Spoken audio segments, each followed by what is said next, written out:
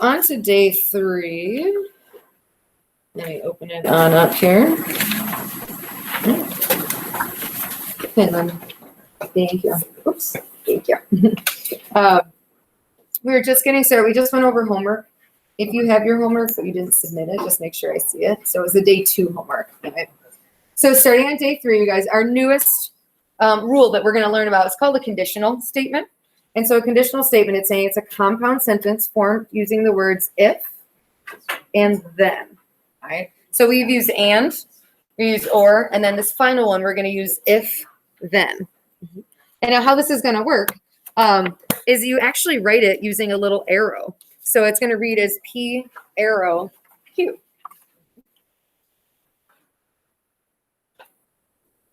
So the symbol is an arrow, just like that. And it reads as P arrow Q. But now how we use the if then? We would say if P, then Q. So most of the time, that's how we're going to lay it on out. Now, there is one other way that you can read that, and you can read it as P implies Q. But to be honest with you, that's why I started this guide. This is the way that we're going to do it most often. So it's pretty simple to use. So the first little example that you have here, when it says, let's let P represent the animal as a cardinal and Q represents the animal as a bird, if you're going to write P arrow Q, what that turns into in terms of words, we start with if, and then we put the P statement. So if the animal is a cardinal,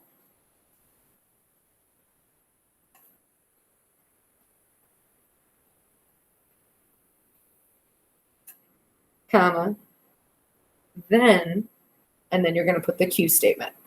Then the animal is a bird.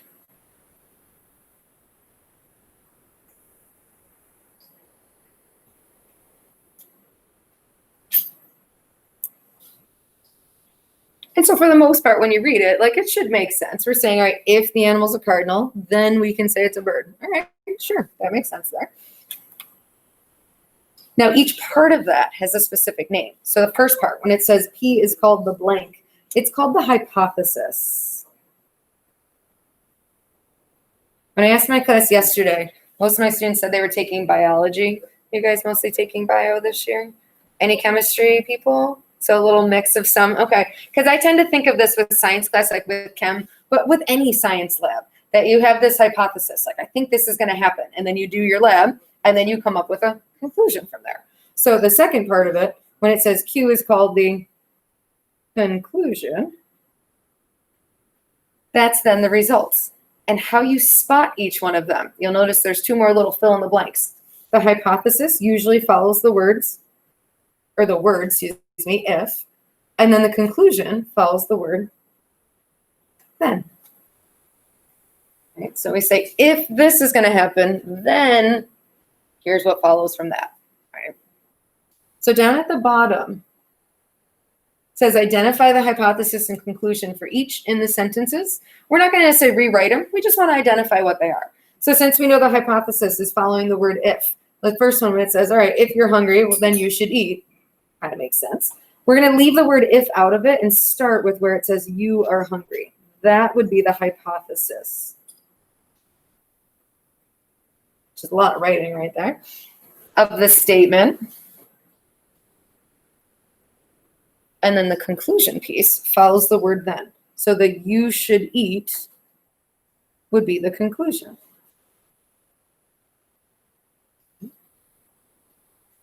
So if this is happening, then this is what should happen. So if you're hungry, then you should eat.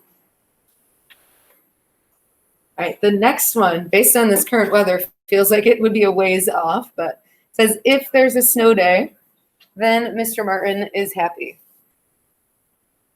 Which part of that would then count as the hypothesis? What would make sense for this here? Tristan, you okay, bud? Yeah. Could you pick out which part would be the hypothesis? If there is a snow day. Yeah. And all I'm going to do is when I actually state the hypothesis part, just lose that if piece of it. But you're absolutely right. It's that first part here. If you guys want to abbreviate and just put like HYP underneath it, like that's perfectly fine too. All right, so there is a snow day would be the hypothesis. And then our conclusion. Cinda, what would be the conclusion here?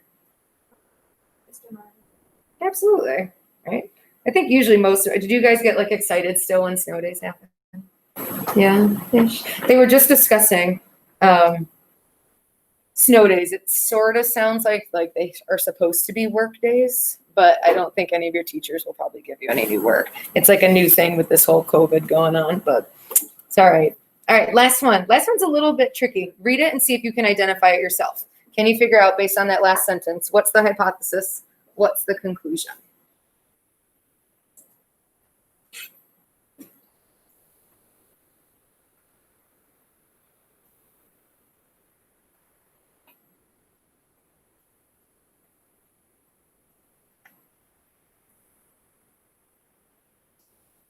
All right, anybody feeling confident that they know which part is the hypothesis here? Bree, what are you thinking?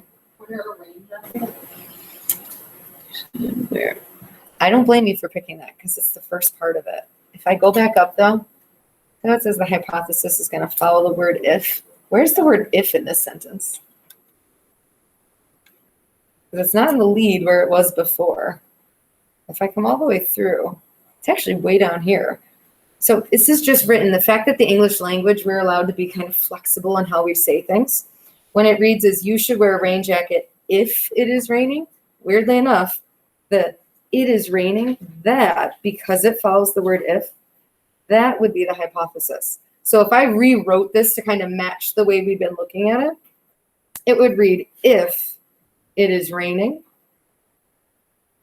And then we'd actually have to insert the word then. Then all of this stuff would happen up here. Then you should wear a rain jacket.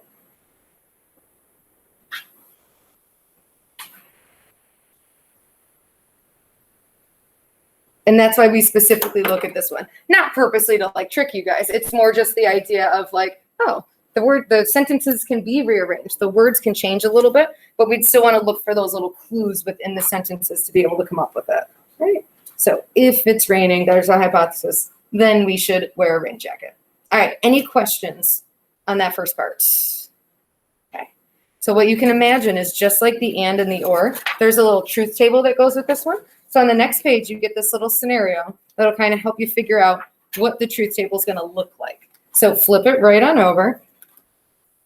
And this time, instead of mowing the lawn and vacuuming the house to get money, which was the setup for the and the or truth tables, this one is saying that Dr. Martin told his patient, if you take this medicine, then you'll feel better in 24 hours, right? So he kind of makes that promise. If you take this medicine, you're going to feel better. It says, analyze the 4 situations below. Determine which one Dr. Martin lied. Okay? So like the very first one is saying, right, you take the medicine, you feel better in 24 hours. Is the doctor telling the truth or did he lie to you? And then read the next one. So I want you guys individually to read through each one and see if you can figure out, I'll give you a hint. There's only one lie in there. Can you figure out which one would be the case where it seemed like the doctor lied to the patient?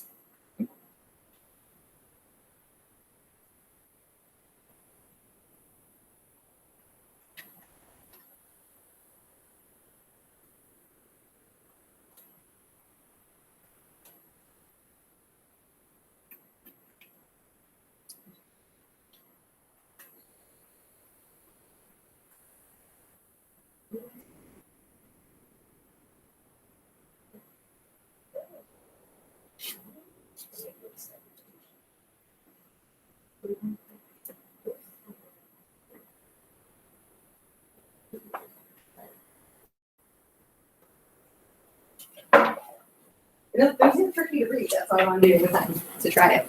All right. For this one, you guys, out of the 4 choices, which one? 1, 2, 3, or 4? What do you think is the lying one? I got a couple votes. I see some 2s, some 3s, some 2s and 3s. I don't blame you. Those would be the ones I would narrow it down to. Because the first one says you took the medicine, you feel better, you're good to go.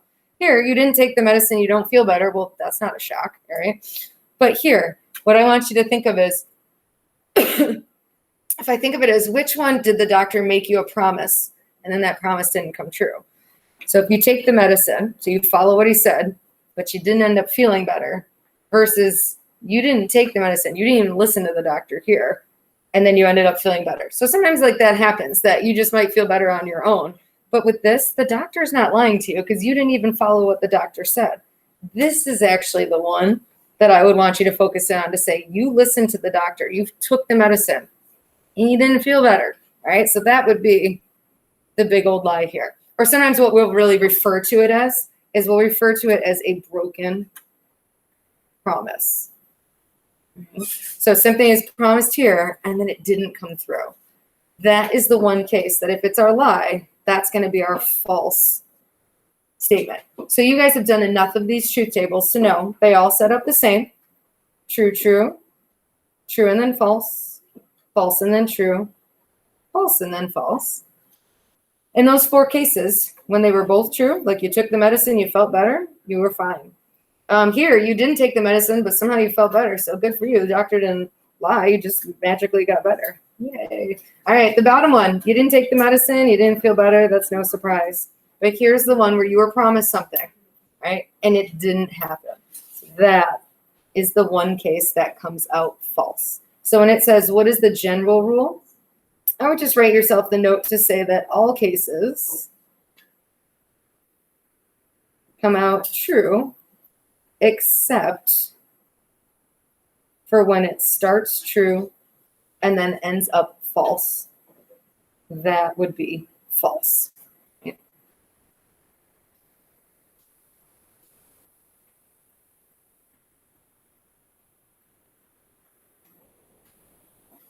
All right.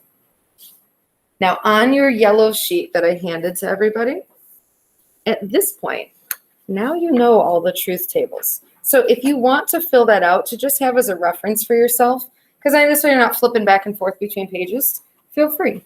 All right. So on the table, the first one where it looks like the capital A without the bar, that's your and. The next one where it looks like the little V, that's our or. And now this is our newest one, the if then. So you'd want to just make sure, I just separated them out so it wasn't like too overwhelming to look at, that everyone starts the same way. So true, true, true, false, false, true, false, false. And this is a good little spot to review because you're going to need it for this next section in the notes. So for and, the only true case is that first guy. The rest are false. If we do the same setup for or, so true, true, true, false, false, true, and false, false. For this, as long as one part's true, it makes the whole thing true. So here, you're good. That one makes it good. This makes it good. It's just that last case that comes out false. All right, and then we've got our newest truth table. So I'll see if I can zoom out a little so that you can still see all of it. There we go. All right, and so then the last one. Same setup, true, true, true, false, false, then true, and then double false. They are all good except for when I promise you something and then I break that promise. That one comes out false. Everything else is true.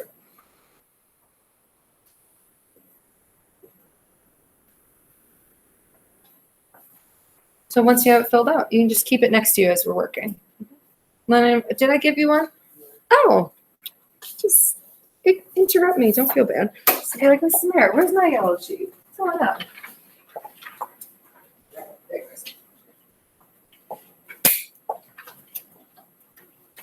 All right. So now as we go down to the bottom, you have practice. They're just giving you values of P and Q, and then it's true, and then R is false. So for the first part with these, remember that I always want to see the work, so you're just writing underneath it. So like if it says if P, then Q. So since P and Q are both true, I just want to see you write directly beneath it. They have if true, then true. And then you can use your truth table right here. So if they're both true, then the whole thing comes out true. And then you can work on over to the next one.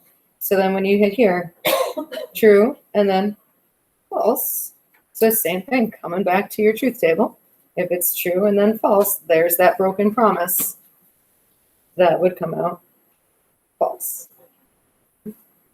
And then, of course, they get a little bit more complicated from there because you guys hopefully have seen enough practice that you're starting to feel more comfortable with it if you're not comfortable already. So like here, we have the little squiggle, so not true, then false. So I'm just filling in using this from above. And then remember, if I have a not true statement, if it's not true, Jacques, what does that really mean then right there? What's not true the same as? Yeah, that part's really false. And now I can take a look at it and say, okay, if it starts false and ends false, I didn't promise you anything and I didn't come through, so we're okay. That would be a true statement. So that's a little different. Now double false can actually turn into true, which seems strange, but it's, I promise, it's right. All right, let's do one more of these together and then I'll give you a little time to practice. So if we put underneath, we've got true or false, then true. All right. So if we're looking at true or false, Simon, if we use our chart, and here's our or chart here, if we have true or false, what should the whole thing be for that first piece of it? True. True, absolutely. So we're just looking at this combo and answering with that last column. Perfect. All right. Now we get it down to here. Lennon, if it starts true and ends true for the if then, what did we say? Perfect. Awesome. All right. I'm going to give you guys another minute or two. Go ahead and try these ones. At the very least, copy down the T's and F's based on P, Q, and R. All right. And then work your way one little thing at a time. If there's parentheses, start inside the parentheses first, and then work your way out from there. What's that? Okay, you were able to get on this one. Perfect. Yeah.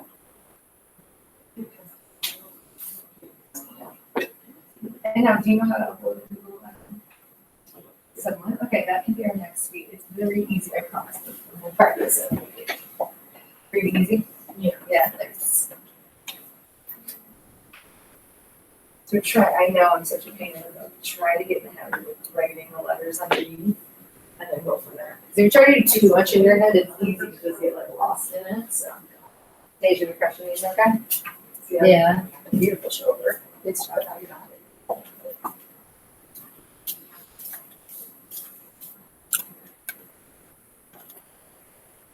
Okay, so I'm going to play a little catch up just by starting and writing down all the stuff that they're giving us. All right.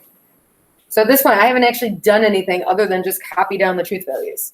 Then start in your parentheses, work our ways out from there. So if we have true and false, I'm going to kind of work my way around the room here a little bit. Mercedes, what did you say for this first part, the true and false piece of it? That part's false. Good. And then if we start true and end false, Deja, what would that part give you? Say it louder, I'm sorry. Perfect, thank you. That's just my ears, it's not you. All right, if we come down to number 6, starting on the outside piece of it, Cinda, if we have not true, what does that part turn into? Yeah, right. And then if we start false and we end true, Bree, what would we have from that? Yeah, good. All right, last little one. If we start on the inside, we have a little not false first. And so that's going to flip to being true. Jacques, what happens when we have true and true? Perfect. All right, over here, again, we have a little not false. So that's going to flip, or excuse me, not true will flip to being false. Bring it all the way down to here. All right, Simon, can you finish it for us? If we start true and end false, what will that give us? Excellent. Nice job, you guys. All right, any questions at all on those? Okay, so we've done a lot of practice with just evaluating. The last thing is there's some more vocab that goes along with these conditional ones, with these if-then statements. So when you flip it on over, you're going to see 3 more terms that go along with it. And those 3 terms here are converse, inverse, and contrapositive. Now, I'm not going to lie. Converse and inverse you've probably heard of outside of math. Contrapositive is very possible that you would not hear about that outside of our geometry class, right? But they're really easy to use. So let me explain what's going on here. So the conditional, this is the original one. Like this is the basic old if P, then Q. All right, so that would be the original statement. So when it says what to do in words, well, you know, you'd read it as if P, then Q.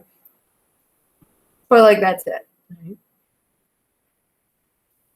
So if we take the converse of that statement, what that's going to mean is we're going to change the order of the P and the Q. And the way to remember that is the first two letters of converse, C and O, we let that represent change order. So it's a quick little like way to remember what we're supposed to do. So we're going to change the order, I'll say, of P and Q. So instead of if P then Q, Q will go first and then P. So you might have even heard someone say like, you know, make an argument and say, conversely, this could happen. And they're just switching the order of how things can happen. So this is something you might have heard of outside of math. Inverse, same thing. That's a term that applies outside of here. The I and the N in this case are going to represent insert not. So that's going to be our little trick to remembering this. So if we insert not, what it really means is we're negating each part. And that's where the little like squiggle comes in. Right? So if I go back to the original one, the if P then Q, we'd put a little squiggle P, then squiggle Q, which I know sounds ridiculous, but you know what I'm saying there. All right, so not P, then not Q. Okay, as for the last one, it's the longest word. So I always think of it as this is the biggest word. There's the most amount of stuff to do. And what we're going to do is we're going to do both. So we're going to change the order. Oops. Change the order and insert not. So it's both the converse and the inverse all done at once.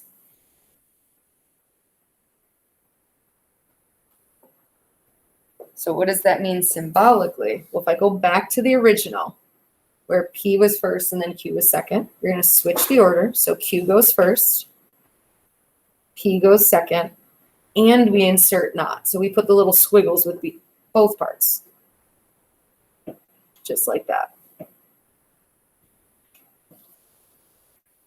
Now, I am very aware there's a lot of symbols, and after a while, they all start to look the same. Take a second, make sure that what you have in your notes matches what I have in my notes. So the first one was if P, then Q. The next one, Q goes first, and then P. The third one, you should have the little squiggle in front of P, and then a little squiggle in front of Q. And then the last one, now flip-flop that order. Squiggle and then Q, then squiggle and then P. So what it means is any sentence that's written as like, if this happens, then that happens, we can rearrange and be able to come up with these other statements that are called the inverse of the statement or the converse and so on. So the example at the bottom, even though it seems a touch depressing, saying it's -5 degrees and it's cold, they're very short statements for a reason so that we can write them pretty quickly. All right, it makes it nice and easy for that purpose. So down at the bottom here, I'm going to slide. As long as does everybody have that copied at the top? We're good? Okay. So when it says P represents it's -5 degrees and Q represents it's cold, the conditional statement, this would be the original one, the plain old if P then Q. That would read just as if, and now P first. So if it's -5 degrees, comma, then the Q statement. Then it's cold. That's my original. So if it's -5 degrees, then it's cold, which, yeah, that would be pretty darn cold. All right. The first one you're asked to do here, this is not intentional that it's in a different order, but that's inverse. So think about, for inverse, look at the first two letters. I and N represent insert not. So that means we're going to put the little squiggles on this guy. So a little squiggle P, then a little squiggle Q. And then think about how that reads. we're just taking this sentence and just simply inserting the word not. So it should read as if it's not -5 degrees, then what? How would that finish there for the inverse?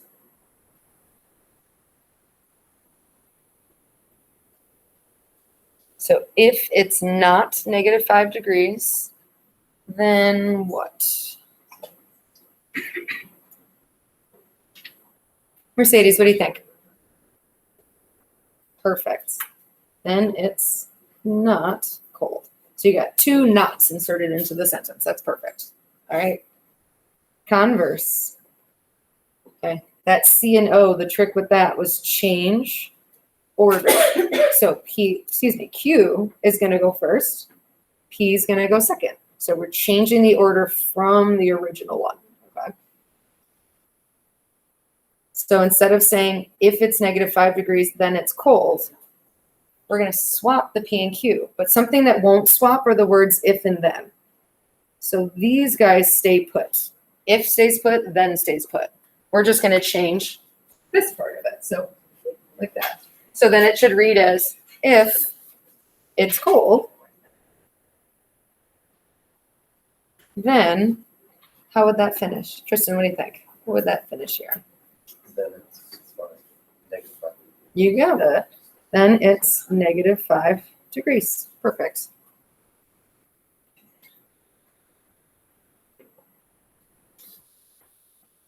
All right, the last one is where we put it all together. So for this one, it's not that I'm going to underline C and O. I'm just going to remind you to do both for this last guy.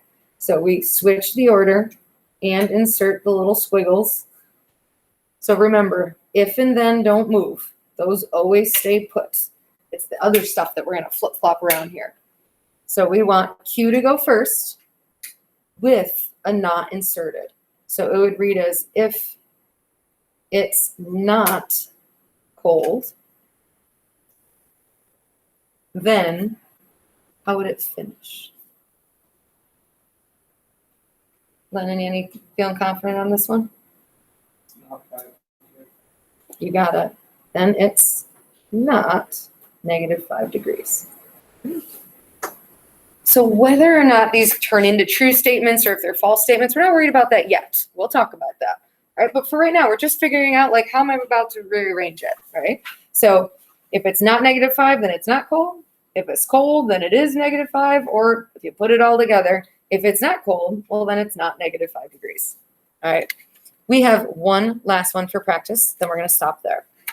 Same type of practice, different sentence. So instead of talking about it being freezing out, which oddly enough, we know how beautiful it is today, this last one's talking about eating too much food. So that applies to every day. All right. So here, or maybe it's just me. I just get so excited to eat. I try to eat like every free period. It's probably bad. All right. It says practice. Given the conditional statement, if I eat too much, then I will get sick. All right. So this is your original. Think of this as being like your P, and that part is your Q. Okay. So now we want to figure out how to do it, but you're testing those little tricks. So CO, without peeking back, what did we say CO was supposed to represent? What does that tell us to do? Mercedes, do you remember? Change the order. You got it. So if and then stay put. So if and then, don't move those guys. We're going to change the order of this part of it. So how would that read, you guys? Instead of if I eat too much, then I'll get sick. We change the order. If I start you, if I get sick, then what? Bree, what do you think? Yeah, and it makes a lot of sense to change the tense here. So you can say then I eat too much, but you might even want to say then I ate too much, right? To make it like make a little more sense here. So if you feel the need to change the tense, change things a little bit, that's perfectly fine, right? So if I get sick, then I eat too much, right? The inverse, the I and the N. Jacques, remember what the I and the N were the little hint towards? Yep, feel free to go back and take a look. What did we say? Insert. Say a little louder, I'm sorry. Did you write it down next to inverse? Let me check on it. Yeah, right here. So insert. Oh, you put the squiggle. Insert not. So in terms of words, you might want to add that in there. Insert not. So that's the word I want to add in here. So go to that original statement and insert the word not. So here should read as if I do not eat too much, then, Jacques, you want to finish it out for us?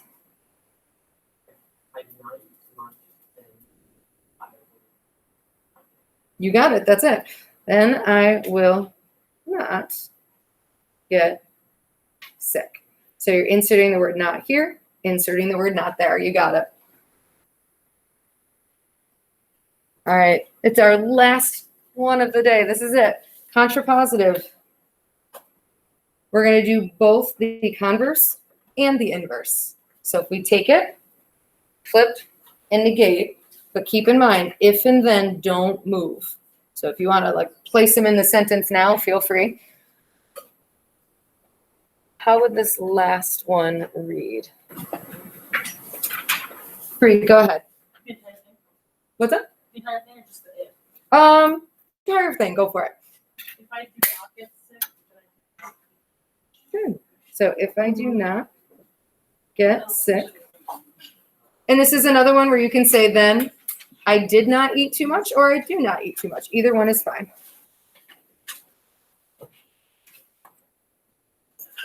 All right. So when I see you guys next, which is not tomorrow, because we don't have our 20-minute Wednesdays. You guys have a day off. It's Veterans Day. Thank a veteran if you know one.